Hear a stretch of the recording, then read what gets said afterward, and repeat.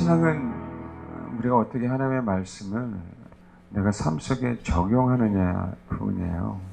정말 하나님의 말씀을 하나님의 말씀대로 하나님이 원하시는 대로 하나님의 의도대로 주님이 우리에게 말씀하셨으면 말씀하신 이유가 분명하게 있을 거 아니에요. 그 분명한 그 말씀하신 이유를 100% 우리 삶 속에 적용하며 사는 게 신앙이거든요. 근데 우리가 그 적용이 안 되는 부분들이 있잖아요. 그 적용이 100%가 안 되는 이유는 우리 안에 있는 내 생각 때문에 그래요. 그러니까 우리는 이렇게 편안하게 자기 생각이라 그러잖아요. 근데 성경은 자기 생각이라고 얘기하는 것보다 악한 생각이라고 얘기하고 있는 게 더 맞아요. 왜냐하면 내 생각은 악한 생각이거든요.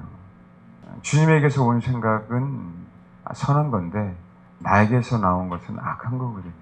그 악한 생각들 때문에 하나님이 우리에게 주시는 그 메시지가 우리 안에 100% 소화가 안 되는 거고, 또 그 메시지가 우리 안에 들어갔다 할지라도 나올 때 그 악한 생각과 같이 섞여서 나오기 때문에 적용이 100% 안 되는 부분들이에요.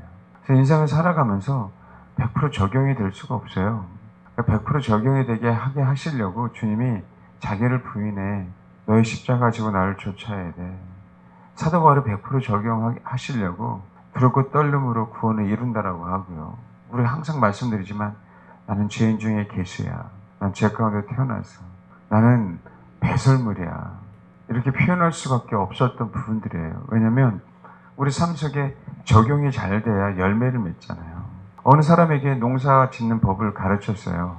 농사 짓는 법을 가르쳤는데 10가지 중에 한 가지를 빼먹고 했다라고 생각해 보십시오. 언제나 열매를 맺지 않잖아요. 그 10가지 방법을 그대로 사용해야 되는데 또 봐봐요. 순서가 바뀌면 그것도 문제가 되는 거죠. 가끔 어느 식물은 선인장 같은 경우에는 물을 많이 주면 안 되죠. 물을 쭉 빨아들여갖고요. 빨아들인 건 좋은데 얘가 소화를 못 시켜갖고요. 물처럼 속에서 녹아요. 그렇지 않습니까? 녹아갖고 사라진다고요. 지금 요 나무 물을 거의 안 줘도 실내에서 이렇게 잘 자라잖아요. 죽이는 방법 딱 있어요. 물 왕창 주면 죽어요. 근데 어느 식물들은 물을 많이 줘야 되잖아요. 그렇지 않으면 금방 마르지 않습니까? 다 다르거든요. 마찬가지로 사람마다 그 말씀을 우리 혼이 있기 때문에 사람마다 적용이 똑같을 수가 없어요. 하나님 만나는 것도 하나님을 만나는 것 자체는 똑같은데 하나님을 만나는 방식, 하나님의 말씀을 깨닫는 것, 그 모든 것들이 다 똑같을 수가 없습니다. 그래서 적용을 잘하는 사람들이 뭐냐면 자기가 부인됐기 때문에 적용이 잘 되는 거예요.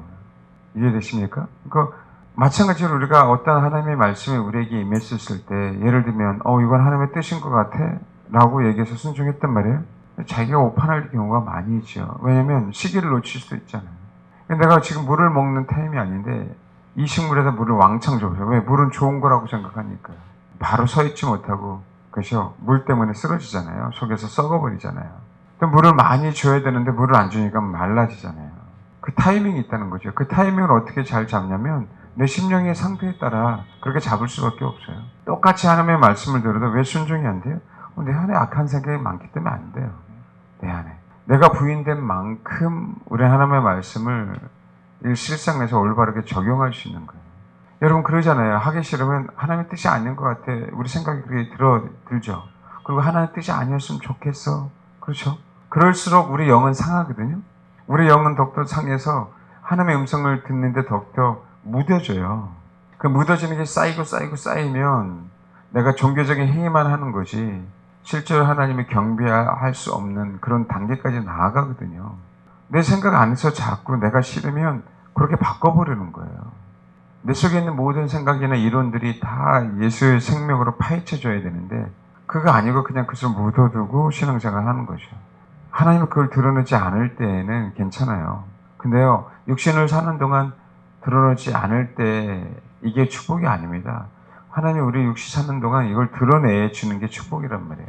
드러내주지 않으면 하나님을 위해서 산다라고 했는데 나중에는 내 속에 있는 이 상태 때문에 주를 배반합니다. 저는 어쩔 수 없어요. 베드로 보십시오. 다른 사람들은 다 주를 버려도 나는 안 버리겠다고. 우리 입으로는 그렇게 얘기할 수 있다니까요. 그리고 베드로의 생각은 결코 버릴 수 없죠. 어떻게 주님을 버려요. 베드로의 생각은 그때 그 든 생각은 그래 안 그래? 근데 버리잖아요. 위험하니까. 왜요? 베드로 안에는 십자가가 없거든요. 자기가 부인이 안 됐거든요. 우리 많이 알잖아요. 얼마나 많은 이적과 표적을 경험했습니까? 베드로는요. 그런데도 안 돼요. 이적과 표적을 경험한 것이 자기 부인은 아니거든요. 많은 사람들이 뭔가를 경험하려고 하잖아요. 그게 얼마나 무서운지 아세요? 어디를 경험하나요? 그 혼으로 경험하죠. 생명은 항상 영으로 경험해야 돼요. 영으로. 근데 이 영은요, 표가 안 날 때가 굉장히 많아요. 옛날에 제가 부교육자 할 때 그랬어요. 수련회 아이들 데리고 왔는데, 아이들이 수련회 할 때 좋아하는 애들이 없잖아요. 그런데 정말 마지막 날 되니까 아이들의 마음이 다 열려서 어쨌든 다 그냥 뛰면서 추면서 춤추면서 눈물 흘리면서 콧물 흘리면서 두 손 들면서 그렇게 찬양을 해요. 다 은혜 받았죠. 근데 제가 데리고 가는 한 친구는 얌전히 가만히 있어요. 얘가 찬양을 하는 건지 은혜를 받는 건지 모를 정도로. 근데 제가 어느 선생님한테 그랬어요. 지금 수련회에서 누가 제일 많이 은혜 받았는지 아냐고. 그 얌전히 가만히 있는 그 친구라고. 혼이 날뛰어서 은혜를 받는 게 아니고 그 혼을 통하여 내 영 안으로 들어가야 은혜를 받는 거거든요. 근데 여러분 그 영은요, 내가 막 다윗처럼 춤을 추는 이거는요, 그 다윗 안에 있는 그 영이 흘러나와서 그 혼과 육체가 하나가 된 거거든요. 주님의 언약하게 들어오니까. 근데 미리암이 홍해를 건너고 나서 속옷치고 북치고 난리 쳤잖아요. 찬양하고. 그 다음부터 어떻게 됐습니까, 미리암? 하나님의 뜻을 대적하잖아요. 뭔지 알겠습니까? 다른 개념이란 말이에요. 혼이 깨지지 않는 상태에서 아무리 혼으로 찬양한다 하더라도 그것은 예배가 아니고 하나님 받으시지 않는다니까. 우리 그걸 갖다가 예배라고 생각하고 있는 거예요. 내 정신 상태로 드리는 게 예배. 내 정신 상태를 바꿔서 내 정신이 깨어져서 내 영 안에 들어갈 수 있도록 하나님의 생명이. 그래서 내 올바른 정신을 갖고 있는 게 그게 중요한 거지. 나라는 사람이 올바른 정신을 가지고 예배 드리는 게 올바른 게 아닌 거예요. 하나님의 영과 진리로 예배하는 자를 찾거든. 그러니까 영과 진리로 예배하는 자를 찾는 거지. 내가 올바른 정신 상태로 예배를 드리는 자를 찾는 게 아니라고요. 영과 진리로 예배 드리라고 정신 차려 깨어 있어 이 얘기지. 이 정신으로 예배 드리는 게 아니란 말이에요. 예배는. 아멘. 그래서 막 눈물 콧물 흘리면서 드리는 예배가 하나님의 원하시는 예배가 될 수도 있겠지만 아닐 때도 많다라는 거예요. 영으로 하지 않으면 세상의 콘서트하고 똑같이 될 수 있다. 세상 가요나 하나님을 찬양한다고 한 찬양이나 리듬을 타면 똑같을 수 있다는 거예요. 그걸 찬양이라고 생각하는 거죠. 근데 그 찬양으로만 딱 끝나잖아요. 그 찬양으로만. 뭔지 알겠습니까? 그러니까 현상만 보고 이렇게 판단할 수 있는 부분들이 아니에요. 우리가 어떻게 알겠습니까? 하나님이 아시는 부분들이지. 그래서 정말 이 찬양이 세상 콘서트하고 똑같이 될 수도 있어요, 여러분. 왜요? 나의 혼으로 예배드리면. 근데 이게 분간이 안 돼요. 저기 우는 게 영에서 그 심령이 흘러나와서 우는 건지, 자기 감정에 우는 건지, 겉으로는 분간이 안 된단 말이에요. 근데 알 수 있죠. 사도 바울은 성도들을 판단할 때, 고린도 성도들을 판단할 때 내가 영으로 판단한다 그랬잖아요. 알 수 있죠. 예수님도 알 수 있잖아요. 예수님도 아셨잖아요. 뭔지 알겠습니까? 지식의 은사로 때로는 지혜의 은사로 그 상황 영분별로 그들이 어디에 있었는지 어떻게 왔는지 다 알잖아요. 그래서 하나님은 영과 진리로 예배한 자를 찾는 겁니다. 그러면 영과 진리로 예배한 자 찾을 때 뭐요? 우리 속에 있는 하나님을 예배할 수 없는 요소들이 드러나야 돼요. 이 드러나는 게 굉장히 하나님 앞에 감사할 얘기예요. 드러나지 않으면 영과 진리로 예배하는 그 확률이 줄어들어가는 겁니다. 왜? 내 아직 자아나 혼이나 또 내 감정의 찌끄러기들, 내 생각의 찌끄러기들. 그렇죠. 내 감정과 생각은 빨리 바꿀 수 있지만 내가 그렇게 살아온 정서는 정말 바꾸기 어렵잖아요. 여러분 뭐가 무서운지 아냐면 제가 오면서 미정도 종족 중에 하나가 동남아시아에 배 타고 생활하는 바자오족이라고 있어요. 조그만 배 안에 6식구가 살아요. 평생 발을 뻗지 못하고, 왜냐면 길게 잘 수가 없잖아요. 그러니까 조그마한 배 양쪽 세로로 자야 되니까 평생 성인들은요, 발을 접고 잠을 자야 돼요. 근데 여러분, 그 아버지에게 그 배를 물려받았고, 그 아버지는 또 그 아버지에게 배를 물려받아서 평생 바다에서만 살거든요, 배에서만. 거기에서 아이도 낳아요. 근데 여자 스스로 혼자. 근데 그 여러분, 거기를 벗어나고자 하는 마음이 없어요. 평생 자기는 그 배가 온 지구하고 똑같아요. 배가 조그만해서 멀리 바다 나갈 수도 없어. 인근 연안에서만 돌아다닐 수 있거든. 우리 혼이 깨어지지 않으면 그 상황에서 계속 머무르고 있어요. 여러분, 영의 세계는요 얼마나 넓은지 아세요? 지금 알파와 오메가라 그랬잖아요. 영의 세계는요 우주보다 더욱더 넓어요. 우리가 상상력을 발휘할 때, 상상력이라고 할 때는 끝이 없잖아요. 그렇죠? 영의 세계는 끝이 없는 세계예요. 말씀드렸잖아요. 영원한 세계인데 시 공간의 문제가 아니에요. 이거는 영원한 거는 셀 수 없는 세계예요. 영의 세계. 그 영의 세계를 혼으로 알 수 있다? 알 수 없는 영역이라고요. 우리가 정신력도 또 생각도 상상의 나래를 펴면은 우주를 소화할 수 있을 정도로 상상할 수 있죠. 그렇죠? 영은 내 정신력과 비교할 수 없는 세계예요. 그래서 영 안에 나의 혼이, 변화된 혼이 들어가야 되는 거라고. 그러려면 영이 나를, 내 생각을 지배할 수 있도록 해야죠. 근데 여전히 우리는 혼이라는 세계에 갇혀 있단 말이에요. 그것이 전부인 줄 알아요. 바리새인과 사두개인이 그런 신앙생활을 한 겁니다. 예수가 와서 자기들의 상상 속에 있는 이 세계, 자기들의 신앙관 안에 있는 우물 안에 개구리처럼 그렇게 신앙생활을 하고 있는 그 부분을 깨트려 주려고 오셨는데도 불구하고 예수를 자꾸 자기 우물 안에 넣어서 그 우물 안에서 놀고 그 우물 안에서 자기 말을 들을 수 있는 존재로 만들려고 했었잖아요. 우리도 동일해요. 예수를. 우리도 동일하게 내 안에서 나의 입맛에 맞게, 나의 필요에 맞게 그분이 나를 이끌어 주셨으면 좋겠거든요. 그러니까 안 깨지는 거예요, 여러분. 그러니까 찬양을 혼으로 하니까 안 깨지는 거라고요. 그 사이에 갇혀 있으니까. 분명한 한계를 느껴요. 그리고 뭐라고 얘기하는지 아세요? 아, 이거는 운명이야. 내가 이렇게 태어났어. 하나님 나를 이렇게 부르신 것 같아. 그것으로 위안 삼죠. 저 인도에나 카스트 제도 같은 사람들을 보십시오. 하층민들을 보세요. 운명적으로 그냥 그걸 받아들이잖아요. 동남아의 미전도 종족들 보세요. 그냥 운명적으로 받아들여요. 우리가 봤을 때 얼마나 지금 그 영혼들이 안타깝고 미련한 삶을 살고 있는지 알잖아요. 우리 입장에서는. 그렇죠. 동일하게 우리가 그런 신앙생활을 하고 있는 거예요. 육신이라는 이 한계 속에서 계속 그 욕심이라는 한계 속에서만 살기를 원하는 거죠.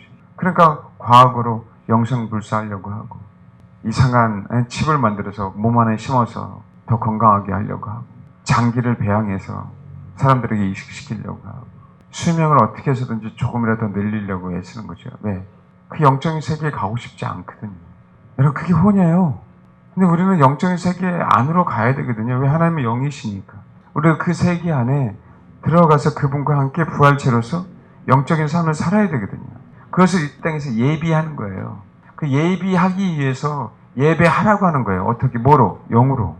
영으로. 이게 연습이 돼야 그 나라 갈 수 있다라고 얘기하는 겁니다. 근데 혼이 깨어지지 않는데 어떻게 영으로 예배하냐고. 내 속에 있는 포장된 부분들이 깨지지 않는데, 쓰레기의 오물들이 깨지지 않는데 어떻게 영으로 예배하냐고요.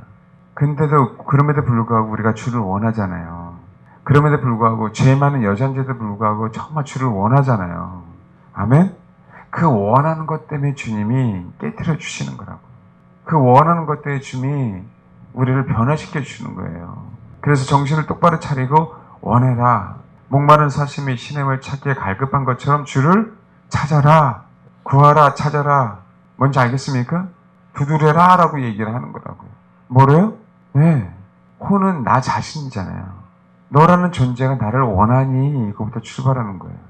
그러면 내가 너 안에 들어가서 너를 내가 지배할게. 너를 내가 이끌어갈게. 뭐로? 너의 생각으로? 아니, 주님의 생각, 나의 생각. 나의 생각은 영의 생각이거든요. 주님의 생각은. 이해하십니까? 그렇게 어떻게 돼요? 그래서 조금씩 드러내는 거예요. 그러니까 생각하지 않았던 영역들, 그 영역들을 하나님이 드러내서 치유해 주시는 거라고. 드러내심으로 말미암아 하나님이, 성령님이 우리를 지배할 수 있는 사람으로 만드는 거거든요. 여러분, 어쨌든 내가 어떤 아픔이든 안 좋은 경험이든 그것들은요 다 내 안에 있고 내 생각 안에 있어요. 내가 열매를 맺을 수 없는 부분들은요, 내가 열매를 맺을 수 없는 그 상태에 있기 때문에 그래요. 인도에 가면은 소들이 많이 있잖아요. 근데 인도에 있는 소 길거리소를 한번 죽은 걸 해부해 봤어요. 그랬더니 그 위 안에서 각종 쓰레기 얼마나 지저분합니까? 그렇죠? 음식물만 먹은 게 아니고요. 폐 비닐, 오물들, 뭐 신발, 타이, 뭐 이상한 것까지 다 먹은 거예요. 그러니까 그렇게 일찍 죽죠. 동일해요. 우리는 그것을 갖고 태어나요. 또 갖고 태어난 것뿐만 아니라 하나님을 모를 때에는 좋은 거 먹었다라고 생각하는데 너무나도 안 좋은 걸 많이 먹었어요.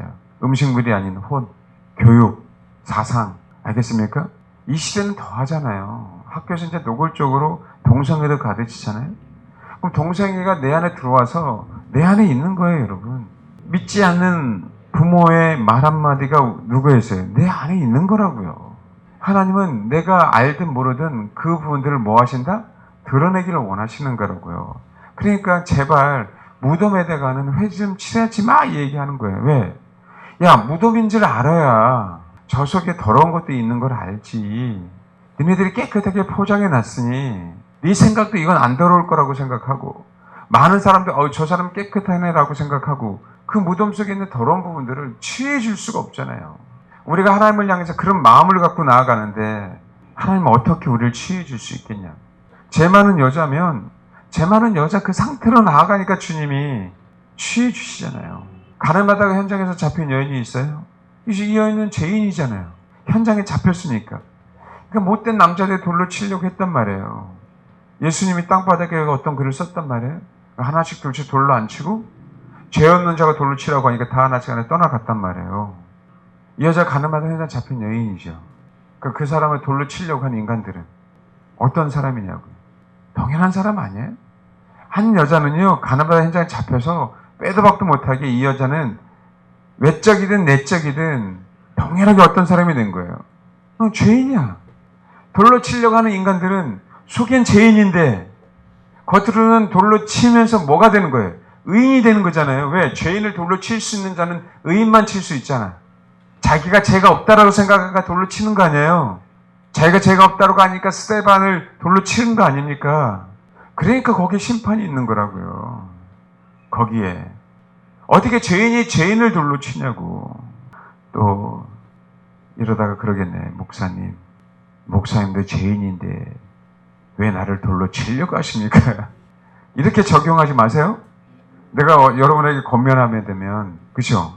아니, 목사도 죄인이고 나도 죄인인데 왜 권면해? 이렇게 적용하지 말라고. 그런 사람 꼭 있어요. 그 마음속에 그 생각조차도 품지 말라고.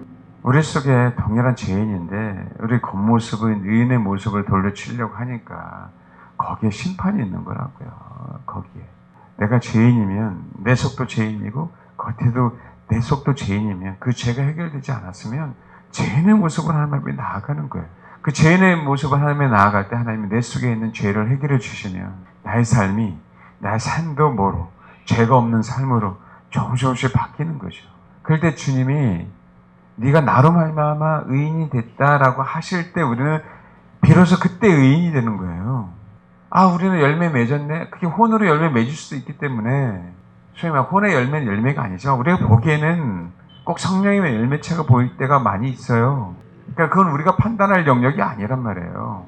단 우리는 우리가 죄 가운데 태어났고 우리가 죄인이라면 우리의 모습은 뭐라고요? 죄인의 모습으로. 근데 우리가 죄인의 모습으로 왔는데 주님은 너 죄인 아니야 이제. 너 종 아니야 이제.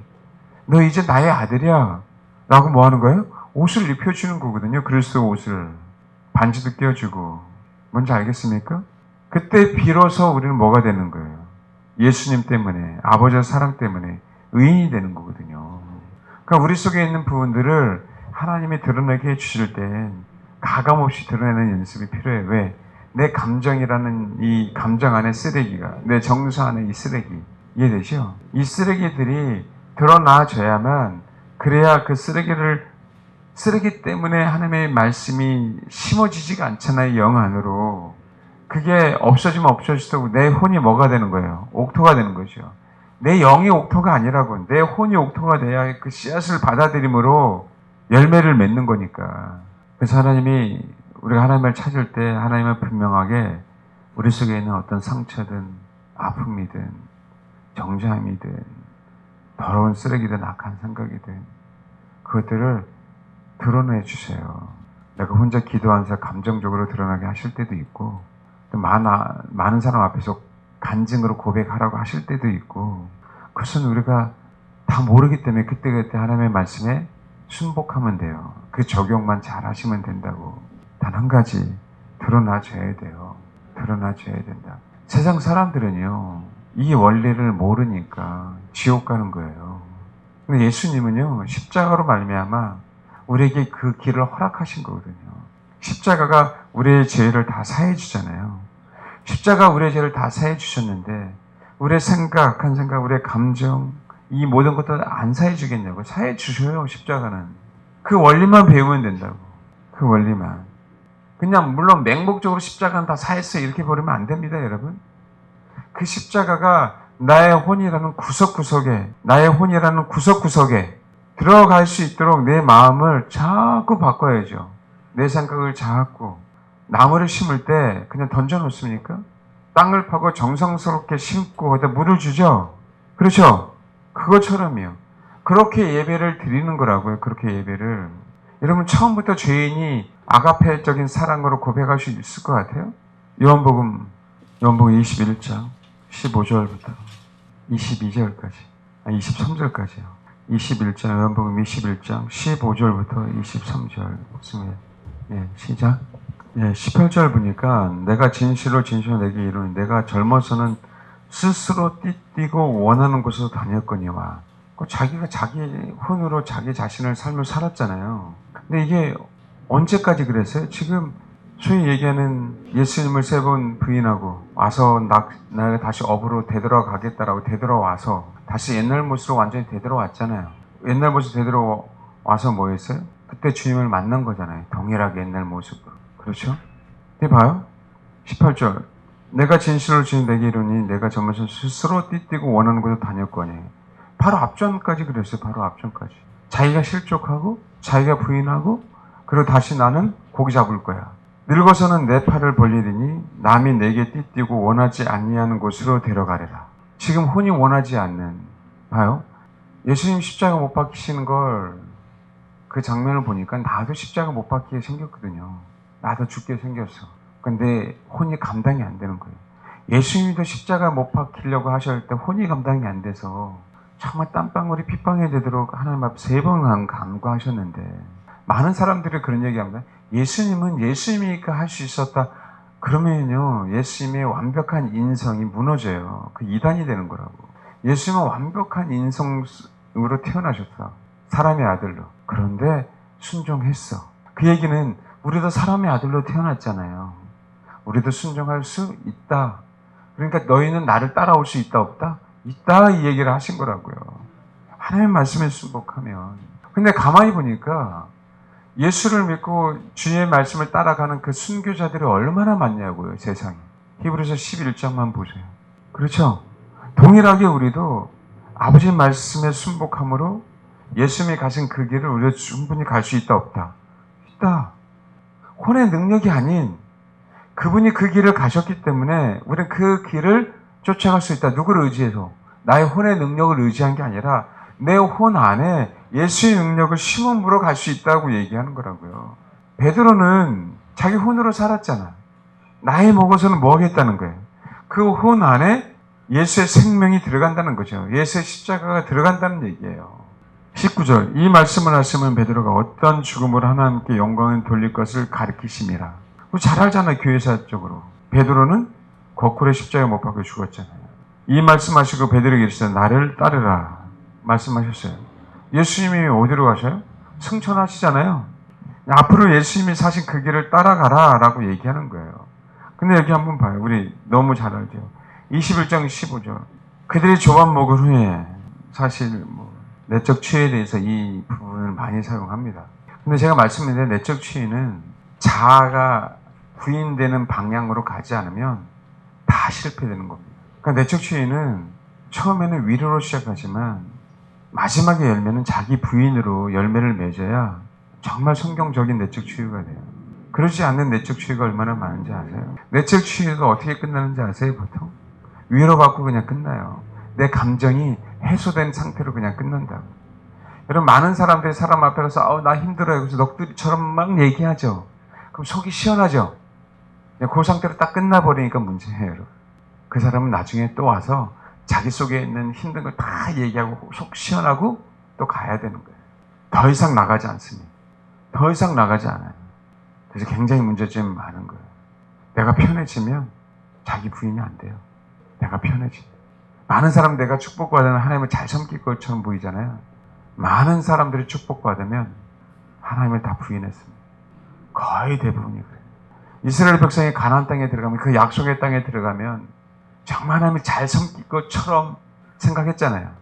근데 여호수아는 알았어요. 얘네들이 안 섬길 거라고. 오직 나와 내 집은 여호와만을 섬기겠다라고 했지. 겨우 여호수아가 살아있고 그 장로들이 살아있을 때만 여호와 하나님을 섬겼어요. 그 다음부터는 뭐합니까? 다시 되돌아갔습니다. 다시. 우리 역대하 한번 볼까요? 24장. 요아스가 왕이 오를 때 나이가 몇 세예요? 7세예요. 이 원인은 여호수아밭부터 있어요. 여호수아밭이 아합의 딸 아달랴랑 자기 아들이랑 결혼을 시켰죠. 여호람이랑. 그쵸? 여호람이 죽었어요. 그때 누가요? 아달랴가 이제는 왕비로서 통치하는 거예요. 바알 숭배자의 딸이잖아요. 소위 말하는 그 유명한 이세벨의 딸이잖아요. 그러니까 어떻게 유다의 씨를 말리려고 왕자들을 다 죽였는데, 소위 우리가 잘 아는 누구를? 여호야다가. 그쵸? 여호야다가. 여기 몇 절입니까? 22장 10절 11절 읽겠습니다. 시작. 예, 제사장 여호야다의 아내. 제사장 여호야다 때문에 누구는 살았어요? 요아스는 살았단 말이에요. 그렇죠? 그런데 24장 봐요. 24장 20절. 이에 하나님의 영이 제사장 여호야다의 아들 스가랴를 감동시키매 그가 백성 앞에 높이 서서 그들에게 이르되 하나님이 이같이 말씀하니 너희가 어찌하여 여호와의 명령을 거역하여 스스로 형통하지 못하게 하느냐 하셨나니 너희가 여호와를 버렸으므로 여호와께서도 너희를 버리셨느니라. 무리가 함께 꾀하고 왕의 명령을 따라 누구요? 요아스 명령을 따라 그를 여호와의 전뜰 안에서 돌로 쳐 죽여버렸어요. 이게 유명한 예수님이 야 아벨의 피, 사가랴의 피 너희 조상들이 죽였잖아. 그 얘기를 하고 있는 거예요. 바리새인들 향해서. 이게 그 얘기예요, 여러분. 여호야다 때문에 요아스가 왕이 됐잖아요. 왕이 되고 가만히 보면 뭐합니까? 성전 보수예요.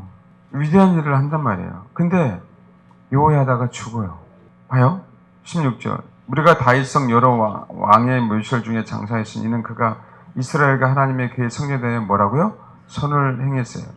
여호야다가 죽은 후에 유다 방백들이 와서 왕에게 절하며 왕이 그들의 말을 듣고 그의 조상들의 하나님 여호와의 전을 버리고 아사라 목상 우상을 섬겼으므로 그 죄로 말미암아 진노가 유다와 예루살렘에 임하니라. 그렇게 여호야다가 요아스를 양육했는데 여호야다가 딱 죽고 나니까 싹 돌아가요. 누구 말을 들어요? 아달랴로 말미암아 이 소위 유다 방백들이 다 여호와 하나님을 섬긴 게 아니라 아세라와 그 우상들을 섬겼거든요.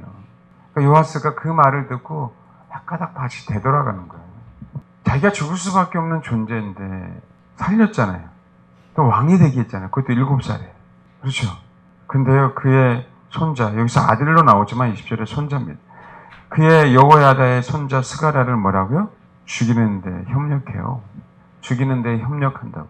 이렇게 쉽게 되돌아가는 겁니다. 뭐가 안 되면요? 혼이 무너지지 않으면 누군가가 살아있었을 때 예수 그리스도가 제자들을 가르쳤을 때는 되는 것처럼 보여요. 알겠습니까?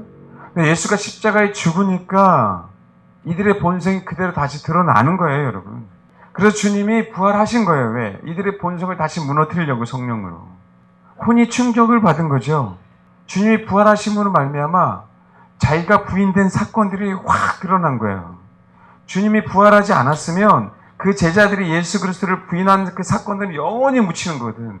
영원히 묻혀서 그냥 업으로 살고, 뭔지 알겠습니까? 그냥 그대로 죽는 거야. 근데 하나님이 그 제자들을 향해서 예수 그리스도를 통하여 뭐 하는 거예요? 예수 그리스도를 부인한 부분들을 드러나게 해요. 안 좋은 추억이잖아요. 왜 안 좋은 추억을 끄집어내십니까, 주님은? 그냥 덮어두시지? 회칠한 무덤이 돼요. 그들이 그냥 그 상태로 예수 그리스도를 부인한 상태로 죽게 내버려둘 수 없는 거예요. 이게 하나님의 사랑입니다. 아멘? 그래서 성령을 보내신 거예요. 성령을 보내시는 거라고. 되돌아가지 말라고. 이해하십니까? 우리는 얼마든지 되돌아갈 수 있어요. 얼마든지. 얼마나 쉽게 되돌아가신지 아십니까? 제가 여러분에게 이런 말씀을 전하지 않으면 더 쉽게 되돌아갈 거예요. 날마다 회개에 대한 얘기 안 하면 더 쉽게 되돌아갈 거라고요. 내일 모레 축복받을 거야. 이 얘기만 계속 전하면 금방 되돌아갈 겁니다. 제가 옛날에 부교육자로 있을 때 2년 동안 열심히 정말 성경 공부를 하고 정말 그들의 생각을 바꿔주려고 주님만 간구하더라고. 근데 2년 후에 제가 외국에서 왔잖아요. 그 마음가짐, 그 자세, 그 태도가 사그레 없어졌더라고요. 충격이세요, 충격. 안 들으니까. 근데 어떻게 해요? 제가 목회하는 대상이 아니잖아요. 하나님이 저를 여러분들을 하나님이 저에게 여러분들을 붙여주셨으니까 제가 여러분들에게 이렇게 얘기할 수 있잖아요. 그들은 부교육자 상태에서 만난 사람들인데 어떻게 도와줄 수 있는 한계가 안 되더라고요. 요아스가 얼마나 큰 은혜를 받았냐고요. 그렇죠. 여호야다가 죽으니까요. 배반하잖아요. 왜요? 유다 방백들이 자기를 너무 힘들게 하거든. 여호야다가 있을 때에는 방패막이가 됐는데 이제는 자기가 혼자 스스로 싸워야 되니까 못 이기겠어요. 왜? 스스로 독립된 신앙생활을 한 게 아니라 말을 들어서 한 거거든요. 당연하게 우리도 이런 인생을 살아요, 여러분. 혼으로 살면, 혼으로 신앙생활을 하면 이런 일들이 되풀이 됩니다. 물론 그럼에도 불구하고 혼으로 결단해야 돼. 다짐해야 돼. 아멘? 이 차이들을 우리가 배워가는 거죠. 근데 여러분, 배워가지 않은데 우리가 영으로 살 수 있을 것 같아요? 결코 못 살아요. 제자들도요, 예수님의 가르침을 받으면 3년 반 동안 이 가르침을 받았는데도 그냥 단번에 부인해버리잖아요. 예수 그리스도를. 그 수많은 이적과 표적을 보고. 아마 우리들이 예수님 따라다니는 이런 이적과 표적을 보면 제자들처럼 안 그럴 수도 있을 것 같을지도 모르겠어요. 왜냐면 장담하지 말라고. 그렇죠? 제자들이나 우리나 똑같죠. 뭐가? 혼이 깨지지 않으면 똑같아요. 자기가 부인되지 않으면 똑같다고요. 아무리 어떤 걸 들어도. 성경 지식이 많다고 해서 그 사람 신앙이 좋습니까? 예배를 아무리 많이 드린다 하더라도 그 사람 신앙이 좋다라고 그거 하나로 인정할 수 있어요? 아니잖아요. 이유와 핑계가 많아요. 저도 마찬가지고 여러분도 마찬가지고 혼이 깨지지 않으면 되돌아갑니다. 혼이 깨지지 않았다는 얘기는요. 순종이 안 된다는 얘기예요. 순종이 안 된다는 얘기는 그분에 대한 신뢰가 없다는 거예요. 그 얘기는 그 사람 신앙인이 아니라는 거예요. 신앙의 척도는 그래서 그분의 말씀 때문에 그분 자신 때문에 그분을 닮아가기 위해서라도 자아는 죽어야 돼요. 이 메시지가 사라졌잖아요. 자아가 죽지 않는데 순종이 된다? 거짓말이지. 자아가 죽지 않았는데 예수 그리스도 따라간다? 그건 거짓말이에요. 그걸 갖다 우리는 그냥 순종 이 얘기를 하는 거라고요. 자아가 죽은 만큼 순종합니다. 근데 문제는 뭐냐면 내 자아를 하나님의 말씀처럼 생각하기 때문에 내가 힘들면 그걸 하나님의 말씀을 생각 안 하고 하나님의 계명을 사람의 계명으로 발사인과 사도계인들처럼 서기관들처럼 그렇게 바꿔버리는 거예요. 내 안에서. 뭔지 알겠습니까? 누구 안에서요? 내 안에서. 이렇게 하는 게 하나님의 뜻일 거야. 이렇게 비슷하게 하는 게 하나님의 뜻일 거야. 이렇게 해도 하나님이 원하실 거야. 이런 식으로 바꿔버린다고요. 그 사람의 계명이 배우지 않아도 우리 본성 안에 있어요. 그런데 바리새인들은 어렸을 때부터 그렇게 배워왔어요. 그러니까 얼마나 힘들겠어요, 그게. 그들이 그거 바꿔지기가. 우리가 지금도 마찬가지로 어렸을 때 교육이 얼마나 중요합니까? 어떤 교육을 받는 자들이 달라지잖아요. 여러분 진짜 정말 교육받지 못한 애들, 옛날에 제가 처음에 중국 단기 선교를 갔는데 우리가 더우니까 차 안에서 아이스크림을 먹었어요. 쭈쭈바 같은 거를. 그래서 우리는 이 차 안에서 함부로 버리면 안 되잖아요. 이렇게 모아서 어떻게 버릴까 하다가 안내양을 줘서 좀 나중에 버려달라고 다 걷어서 안내양이 씩 웃으면서 뭐예요? 창문 열고 싹 버리더라고요. 그냥. 우리로서는 상상이 안 되잖아요. 그래도 이건 양심이 좀 찔리잖아. 근데 그들은 그게 아니에요. 옛날에 어느 선교사님이 정말 미전도 종족에 딱 들어가서 걔네들 너무 불쌍하니까 아이들을 가르칠 때 유치원을 해요. 아이들이 휴지 버리는 법을 몰라요. 휴지통에다 넣는 법을 모르고 그냥 어떻게 돼요? 그냥 창문에다 그냥 버리는 거예요. 이거 좀 버려. 그럼 그냥 휴지통 옆에 있는데 그냥 창문에다 버리는 거예요. 휴지통 옆에 여기 있다 여기다 버려라고 했는데 이게 안 되는 거야. 그것만 가르치는데도 굉장히 오래 걸렸대요. 그러면서 자랑스럽게 말씀하셔요. 아이들이 이제 휴지통에다 버릴 줄 알아요. 이렇게. 알겠습니까? 그런데 주님은 가르치잖아요. 가르쳤다는 얘기는 순종하라고 하는 거거든요. 내 안에서 그 가르침을 거부하는 거죠. 바리새인들처럼. 그래서 내가 편한 대로 사람의 계명을 만드는 거죠. 우리는 그 요소가 없는지 아세요? 바리새인만 똑똑한 게 아니라 저와 여러분도 굉장히 똑똑해요. 막 창조적인 생각이 생각나. 이대로 가라 그러면 이대로 꼭 가야 되나? 이렇게 한번 가본다고 돌아서. 근데 그게 너무 편한 거야. 그럼 그 길이 아버지가 원하시는 길이 되는 거죠. 우리 생각 안에서. 하나님 그걸 막았으면 좋겠는데 안 막으시는 거예요. 그게 우리 신앙생활이에요, 여러분. 뭐가요? 자아가 안 죽으면 그래요. 많은 사람들이 자아가 죽는 게 뭔지도 모르지만 진짜 자아가 죽는 게요. 나도 힘들어요. 왜냐면 자아라는 부분들이 내가 알 수 있는 영역들이 아니야. 난데. 소크라테스는 그런 의미로 너 자신을 알라라고 얘기는 안 한 것 같아요. 난 철학적인 건 모르겠어. 근데 진짜 여러분 자신을 아는 사람 있어요? 기억도 안 나는 게 많은데 내가 살아온 발자취도 기억이 안 나는 게 많은데 여러분 자신을 그렇게 아는 사람들이 많이 있냐고요? 없어요. 하나님 외에는. 어떤 면에서는 자아가 죽어야 된다는 게 뜬구름 잡는 것처럼 메시지가 들려와요. 그래서 말씀하잖아요. 자아가 죽고 싶은 분 한번 손들어 봐봐요. 오래간만에 하면 자아가 펄펄펄펄 살아있었으면 좋겠다. 손들어. 자아가 죽었으면 좋겠다. 손들어 봐봐요. 여러분 그러면요. 싫어도 순종하는 법을 배우면 자아는 죽게 돼 있어요. 뭔지 알겠습니까? 왜 이 지긋지긋한 자아가 안 죽는 거예요? 에이, 그러지 말고요. 순복하는 연습을 하셔요. 하나님의 말씀에 원수를 사랑하라 그러면 사랑하시고 용서하라 그러면 용서하시고 아멘? 기도하라 그러면 기도하시고 기뻐하라 그러면 기뻐하시고 근심하지 말라 그러면 심하지 말라는 연습하시고 세상의 것을 버려 그러면 제발 버리시고 죽지 말라 그래도 자아는 죽습니다.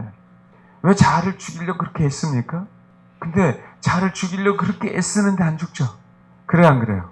자아가 죽이려고 애쓰는 사람은요 하나님의 말씀 가지고 씨름합니다. 아멘? 하나님의 질서 가지고 씨름해요.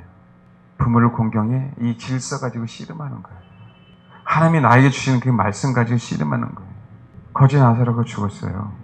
부자가 아브라함에게 얘기하잖아요. 나사로가 이 땅에 다시 살아나면 내 가족들, 친척들이 다 예수 믿을 거 아니냐. 이 얘기랑 동일한 거잖아요. 그렇죠? 지옥에 안 올 거 아니냐. 거기에 누가 있다고요? 목사와 선지자들이 있는 것뿐입니다. 그들의 가르침을 받지 않고 그들의 가르침을 하나님의 말씀으로 받지 않는다면 자아는 안 죽어요. 적어도요.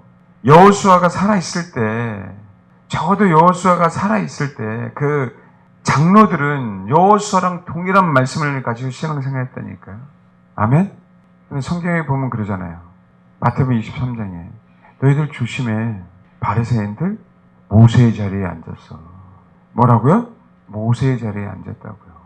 그 얘기는요. 모세의 자리에 앉았는데 모세의 말을 듣겠어요? 예? 그들이 율법을 연구했어도 율법에서 모세가 얘기한 부분들은 안 들었다고요. 그게 힘드니까 사람의 계명을 따로 만들었어요. 그 해설서를 따로 만들었어요. 성경 말고 여러분 뭐 미드라시 이런 얘기 들어봤죠? 탈무드 뭐 이런 얘기 들어봤잖아요. 왜요? 모세의 자리에 앉았으니까. 안 듣는다니까요? 모세 오경을 연구하는 사람들이 모세의 말은 안 들어요. 모세 자리에 앉아 있는 것 뿐이지. 지금 제가 설교하고 여러분들에게 권면할 때 안 듣죠? 아닐 거야. 목사님 말씀이 틀릴 거야. 그죠? 여러분 목사의 자리에 앉아 있잖아요. 좀 동일한 거죠, 그게. 이해하십니까? 아멘? 크게 하세요, 아멘. 아멘? 그러니까 안 되는 거예요. 혼이 안 깨지니까. 제자들은요, 예수로 말미암아 한 자리 다 하고 싶었거든요. 주님 자리 옆에, 양옆에. 좌의정, 우의정. 그래, 안 그래요? 다른 핵심이 있었잖아요. 근데 어떻게 십자가를 져요? 내가 출세해야 되는데. 그분이 살아있을 때에는 한 가닥의 희망이라도 있지. 그분이 죽었네? 당연히 그럴 수 없지. 왜? 나를 출세시키시고 죽으셔야지. 내가 3년 반 동안 이렇게 쫓아다녔는데 세상 말로 닥쳤던 게 지붕을 쳐다보고 모든 것을 다 버리고 쫓아내는데 아무것도 안 남은 거예요. 근데 예수님의 말씀이 가르쳐줬던 이적과 표적이 생각나겠어요, 여러분? 그분이 죽었는데 그게 생각나냐고. 당사자가 없어졌어요. 예수라는 당사자가 나를 출세시킬 수 있는 사람이 없어졌다니까? 왜요? 안 되는 겁니다. 혼이 깨지지 않아서 주님의 부활을 알 수가 없는 거죠. 그럼에도 불구하고 주님을 추구해야 돼요. 우리는 요아스 왕처럼요, 배은망덕한 인간들이에요. 제자들도 마찬가지. 그들처럼 안 된다는 생각 절대 하지 마십시오. 왜요? 막상 믿었던 사람이 나를 배반했다고 생각하고 믿었던 사람이 나를 안 도와준다고 생각해봐요. 근데 그 사람이 살아있으면 좀 괜찮아. 아예 세상에 사라져 버렸어. 그럼 쫄딱 망하는 거죠. 그 상황 속에서 그래도 예수를 쫓아갈 사람이 있어요? 혼이 안 깨지면 못 쫓아가는 겁니다. 그러니까 말씀드리잖아요. 십자가상에서 누구만 있었다고? 여인들만.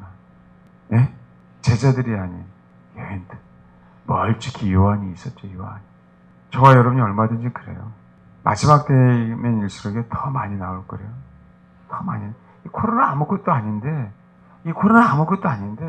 내 육신과 내 마음은 벌써요 배도해 있어요. 사람들은 자기가 원하는 예배를 드리고 싶은 거예요. 근데 그 안에서 그래도 주님이 이 예배를 받으실 거야. 스스로 위로하고요. 그렇지 않나요? 영으로 예배하면 돼. 장소가 아닌. 진짜 영으로 예배하는 게 뭔데? 한번 내가 영으로 예배한다고 해서 영으로 예배가 될 것 같아요? 영으로 예배하는 거는요, 내 자아가 죽는 만큼 영으로 예배하는 게 되는 건데, 내 자아가 죽는 만큼. 어려워요, 여러분. 이론적으로는. 한 번 죽어서 죽는 게 아니란 말이에요, 자아는. 빛이 이만큼 빛에 타고 내 온몸에 빛이 임하는 게 아니잖아요. 순종하는 연습이 된 사람에게는 영으로 예배하는 게 쉬워요. 왜요? 이론이 아니기 때문에 쉬워요. 이론이 아니기 때문에 굉장히 어렵죠. 이론이 아니기 때문에 쉬운 거예요. 수학 공식이 있으면 수학 되게 풀기 쉽잖아요. 안 외워지는 사람은 어떻게 알아? 어려울 것 같죠? 근데 정말 수학 잘하는 사람은 공식대로 안 풀어요. 그냥 풀린대. 그 사람에게 굉장히 쉬운 거죠? 동일해요, 여러분. 동일하다. 알겠습니까? 영으로 예배하는 걸 자꾸 배우려고 하니까 안 되는 거죠. 왜요? 순종할 때 되는 거기 때문에요. 보세요. 요한복음 21장 15절. 그들이 조반먹은 후에 예수께서 시몬 베드로에게 이르시되 요한의 아들 시몬아 내가 이 사람보다 나를 더 사랑하느냐 하시니 이르되 주님 그러하나이다. 내가 주님을 사랑하는 줄 주께서 아시나 이르시되 내 양을 먹이라. 이 사랑하는 단어가 뭐라 그랬어요? 그렇죠. 아가페로 묻잖아요. 베드로는 뭐로 얘기해요? 아가페로 물었는데 필레오로 얘기한다 그랬죠. 동일하게 다시 16절에 뭐요? 아가페로 물었는데 또 필레오로 대답한단 말이에요. 아니 혼이 깨지지 않는데 어떻게 아가페의 사랑이 나오냐고 우리야. 이건 당연한 거예요. 근데 주님은 아가페의 사랑으로 우리가 살아야 된다라고 얘기하는 거라고 말씀을, 메시지를. 알겠습니까? 근데 주님이 바꾸잖아요. 17절 세 번째로 돼. 요한의 아들 시몬아 내가 나를 사랑하느냐? 뭐래요? 이건 필레오예요. 주께서 세 번째 내가 나를 사랑하느냐 하심으로 베드로가 근심하여 이르되 주님 모든 것을 아시오며 내가 주님을 사랑하는 줄 주께서 아시나이다. 내가 주님을 세 번 부인했지만 이젠 주님이 아가페 사랑을 요구하는 게 아니라 내가 그렇게 대답한 필레오 사랑을 말씀하시는데 베드로는 순간 심각해진 거예요. 근데 내가 예수님을 부인했잖아. 내 정신으로. 뭔지 알겠어요? 이게 걱정이 되는 거죠. 부인한 거 사실이니까. 내가 아가페적인 사랑을 할 수는 없고 왜 내가 신은 아니니까. 근데 가만히 보니까 그래도 내가 예수님을 사랑한 건 사실이거든. 지금 이 얘기하고 있는 거예요. 이 얘기. 알겠습니까? 주님은 베드로에게 이 부분을 다시 한번 고백받기를 바랬어요. 베드로가 근심하여 이르되 주님 모든 것을 아시오매. 과거에 예수 그리스도를 부인한 걸 뭐 한 거예요? 드러내신 것이요. 물론 환경도 똑같아. 물고기 잡은 거 구우고 숯불 구우고 부인하는 장면까지. 그 환경이 중요한 게 아니라 다시 베드로에게는 정말 치욕 같은 그 순간을 예수 그리스도가 뭐 한 거예요? 드러내신 거라고요. 부인한 건 사실이에요. 베드로가. 저와 여러분이 죄 지은 거 사실이라고. 쳐 죽일 죄 있는 거 사실이 아니에요. 사실이죠. 어떻게 우리가 아가페로 사랑하냐고. 이 순간에 내가 깨지지도 않았는데 성령이 나를 100% 지배하는 것도 아닌데. 그래요 안 그래요? 우리가 어떻게 하나님처럼 하나님이 나를 사랑한 것처럼 내가 어떻게 하나님을 사랑할 수 있냐고. 그게 안 되죠. 이 쳐 죽일 죄인이. 그럼에도 불구하고 주님은 뭐하라고 하시는 거예요? 그럼에도 불구하고 네가 나를 사랑하니? 누가복음 7장 한번 보십시오. 뭐가 예배인지, 어떻게 순복하고 예배 드리는 건지, 상황 속에 어떻게 주님께 사랑한다고 고백하는 것이 정확하게 나와 있습니다. 누가 7장 36절부터 50절입니다. 같이 읽겠습니다. 시작. 37절. 그 동네에 죄를 지은 한 여자. 공개적으로 이 죄 지은 여자예요. 근데 바리새인의 어떤 태도를 보면 여기 한번 봐봐요. 39절 읽겠습니다. 39절. 시작. 예, 바리새인이 자기를 만지는 이 여자. 그러니까 이 여자가 예수를 만졌죠. 이게 하프토마이라고 하는 헬라어인데 이게 뭐냐면 성관계 때 쓰는 단어로 사용되어 있었어요. 옛날에는. 그러니까 바리새인은 이 여자가 창녀라고 얘기한 거예요. 자기를 만졌다, 이 여자는 창녀로 예수를 만졌다라고 얘기하고 있는 거라고. 그러니까 바리새인은 이 여자가 창녀임을 분명하게 얘기하고 있다고. 알겠습니까? 그러니까 이 여자는 이 뭐예요? 말 그대로 창녀야. 다 알아, 다. 오늘 시간이 없으니까 한 구절만 볼게요. 38절 읽겠습니다. 예, 읽겠습니다. 시작. 예, 38절에 예수의 뒤로 그 발 곁에 서서 울며 눈물로 그 발을 적시고 자기 머리털을 닦고 그 발에 입 맞추고 그러죠. 그 다음에 향유를 부었어요. 그 발에 입 맞추고라는 이 단어가 정말 열정적으로 입 맞췄다는 얘기예요. 근데 이 단어가 뭐냐면 카타필레오예요. 카타라는 단어하고 필레오라는 단어하고 합성어예요. 그러니까 필레오라는 얘기는 사랑한다는 거지. 아까 네가 나를 사랑하냐? 필레오로. 베드로는 필레오로 대답했고, 그렇죠? 예수님도 필레오로 묻으니까 나중에 필레오로 대답을 했었죠. 이게 열렬하게 사랑하는 마음으로 뭐 하는 거예요? 입을 맞춘 거예요, 이 여자가. 근데 뒤에 한번 보면 여기 동일하게 나와요. 45절. 너는 내게 입 맞추지 아니하였으되, 이게 필레오예요. 이 단어가 필레만데 필레오에서 왔어요. 그러니까 이 예수님이 바리새인에게 야, 너 나에게 입 맞추지도 않았잖아, 이 얘기한 거고, 이 여인은 얘기하기 이전에 정말 열정적으로 예수님의 발에 입 맞췄어요. 뭔지 알겠습니까? 필레오예요. 그러면서 45절. 너는 내게 입 맞추지 아니었으되 그는 내가 들어올 때부터 내 발에 입 맞추기를 그치지 아니었으면. 정말 열정적 카타필레오. 이해됩니까? 근데요, 예수님이 47절 이러므로 내가 내게 말하노니 그의 많은 죄가 사하여졌도다. 여러분, 이 여인은 아가페적인 사랑을 예수님 앞에 드릴 수가 없었다니까. 자기가 할 수 있는 최대한 것은 필레오예요. 근데 그 필레오인데 너무 사랑에 대해서 플러스 카타가 들어간 거예요. 정말 열정적으로 그 발에 입 맞춘 거예요. 정말 자기가 할 수 있는 최대한의 사랑. 근데 여러분 봐봐요. 이건 필레오의 사랑이란 말이에요. 이 죄 많은 여자잖아. 죄 많은 여자가 어떻게 아가페의 사랑이 되겠냐고.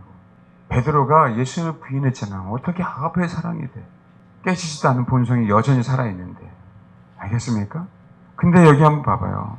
47. 이러므로 내가 내게 말하니 그의 많은 죄가 사해졌대요. 그 사랑함 때문에. 뭔지 알겠습니까? 그 사랑함 때문에. 비록 죄가 많지만 그럼에도 불구하고 주님, 내가 너무 당신을 사랑해요. 이 표현을 한 거예요. 이 여자는. 죄가 있기 때문에 주님을 사랑하지 못한다, 이 개념이 아니에요. 여러분. 우리 마음이 없는 거지. 우리 마음이. 47절. 이는 그의 사랑함이 많음이라. 사함을 받은 일이 적은 자는 적게 사랑한다. 주님이 말씀하셔요. 이는 그의 사랑함이 많음이라. 그의 사랑함이 많음이라라고 얘기할 때 주님의 표현한 거죠. 아, 저 여자 나를 향한 사랑이 많아. 필레오의 사랑이 아니 아가페의 사랑이. 죄 많은 여자가 자기가 할 수 있는 최선을 다해 사람을 사랑한다고, 필레오로 사랑한다고 고백한 그 사랑을 주님은 아가페로 받아들이시는 거예요. 아가페로. 여러분, 이게 예배라고요. 아멘? 죄 많은 여인은 공개적으로 드러냈고, 또 한 가지는 예수님 앞에서, 얘 창녀잖아. 창녀가 네 몸을 만지고 있잖아. 한 번도 자기가 예수님 앞에서 창녀임을 드러내고 싶었겠어요? 아니죠. 드러나친 거죠. 뭔지 아시겠어요? 그런데 자기가 할 수 있는 그 사랑을 드린 거예요. 드렸더니 주님은 뭐라고 얘기해요? 그 사랑으로 죄는 사해졌고, 주님은 네가 나를 너무 사랑한 게 맞네. 그 사랑은 뭐로 받았어요? 아가페의 사랑. 그러면서 그의 너의 믿음이 너를 구원했다 라고 얘기하고 평안히 가라. 이 얘기는 나중에 또 얘기하겠습니다. 우리 속에 있는 치부가 드러나더라도요, 그것 때문에 세상 사람들을 정죄할 수 있고, 바리새인은 이 여인을 정죄하고 또 정죄한 거 아닙니까? 가늠바다 현장에 잡힌 여인을 정죄하고 정죄한 거 아니에요. 수백의 여인을 정죄한 거 아닙니까? 이방 여자라고, 제자들조차도 보내시라고. 바리새인과 서기관들이 왜 장로들의 전통을 지키지 않고 이들은 손도 안 씻고, 그렇죠? 그 유전을 범하냐고 정죄한 거 아닙니까? 그 정죄 속에서도 저와 여러분 정말 주님을 사랑한다면 우리가 할 수 있는 그게 최선의 사랑이에요. 내가 예수님을 부인했는데 다 부끄럽죠. 안 그래요? 그 부인한 사람이 살아오셨어. 얼마나 창피해. 근데 당신이 여전히 아가페로 사랑하기를 원하시는 나한테 내가 그거 안 되는데, 그럼 자꾸 아가페로 하나님을 사랑하려고 하니까 안 되는 거예요. 그게 포장이지. 왜 안 되는 걸 자꾸 그렇게 사랑하려고 애쓰냐고. 예? 왜 잘 보이려고 애쓰냐고. 그냥 그 있는 모습 그대로 나가는 것이. 아멘? 내 속에 죄가 많고 사람들이 나를 죄인으로 부르고 개덕교인으로 불러도, 알겠습니까? 그 상태로 그냥 나아가는 거예요. 그 상황에서 내가 죄 많은 인간이 그래도 사랑할 수 있는 건 필요한 사랑이에요. 그렇죠? 그래서 뭐 하는 거예요? 고백하는 거죠. 고백하는 거죠. 그래도 주님, 내가 당신을 사랑한다. 죄 많은 여자, 그 여인이 주님을 사랑한다고 고백했더니, 열렬히 그 발에 입 맞췄더니 주님은 네가 아가페의 사랑이 많아라고 받아주시는 거예요. 드러난 결과, 드러난 데 불구하고 주님 앞에 나아간 결과 우리 신분이 바뀌잖아요. 아멘?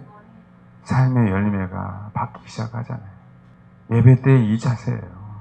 이 여인은 이 자세로 주님 앞에 예배하러 온 겁니다. 스루베의 여인도 마찬가지고, 다윗도 마찬가지고, 사도 바울도 마찬가지고, 야곱이 얼마나 많은 죄를 졌습니까? 그런데도 그 침상 머리에서 아버지 앞에 경배할 수 있는 이유는 그 이유라고. 정말 열렬히 주님을 사랑한다면 구원을 받고요, 죄에서 평안히 그 인생을 살아갑니다. 할렐루야. 그런 인생을 앞으로 저와 여러분이 살아가야죠. 평안이라는 에이레네는요, 그냥 마음이 편안한 게 아니에요. 주님이 평안이 있어라 라고 얘기하는 거예요. 번영이 있어라 라고 얘기하는 거라고. 그 삶에서 너 마음의 평안만이 있는 게 아니라 평강의 왕 되신 예수가 네 인생 가운데 개입하셔서 그 삶을 살아라 라고 말씀하시는 거라고. 평안이 있으라 라고 얘기한 부분들은 주님처럼 너는 나처럼 살아갈 수 있다라고 말씀하시는 거예요. 그러니까 포장지를 걷어내고요, 내 안에 쓰레기 걷어내고, 내 안에 쓰레기가 있다 할지라도 여전히 나는 주를 사랑한다고. 가식이 아니라 진심 어린 마음으로. 아멘? 정말 진심 어린 마음으로 그렇게 되면 우리 삶 속에 열매는 맺히게 되어 있습니다. 그런 은혜가 저와 여러분의 있기를 소망합니다. 네, 기도하겠습니다.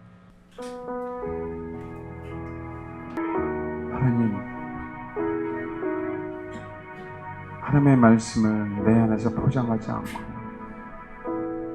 하나님의 말씀을 내 안에서 사람의 계명으로 바꾸지 않고, 장로들의 유전으로 바꾸지 않고, 그 하나님의 말씀을 하나님의 말씀으로 그대로 듣고 순복하겠습니다.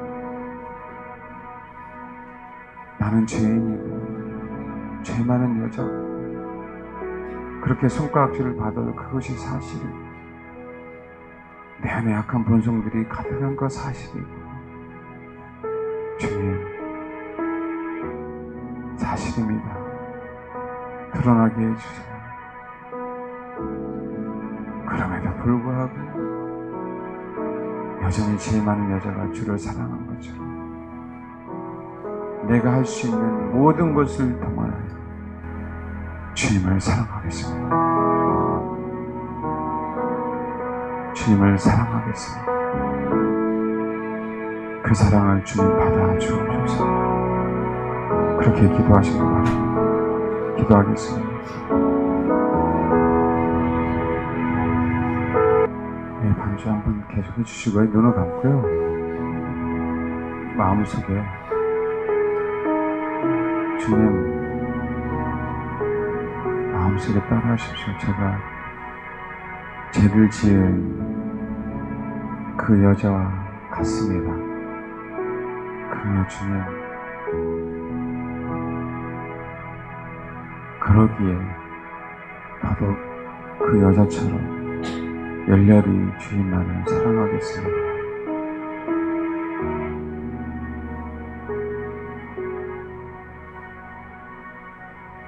내 속에 바로 거추한 것들이 드러나더라도, 내 과거가 드러나더라도, 내 치부가 드러나더라도 주님, 그 자체가 내 모습이고 사람들이 나를 죄인으로 손가락질해도 또 내 자신이 내 속에 죄가 많은 걸 알고 주님, 그런 존재임을 나도 너무 잘 압니다. 주님, 그럼에도 불구하고 옷값을 깨뜨린 이 여인처럼 주님의 발에 열렬히 입맞추며 사랑한다고 고백합니다 라고 마음속에 기도하십시오.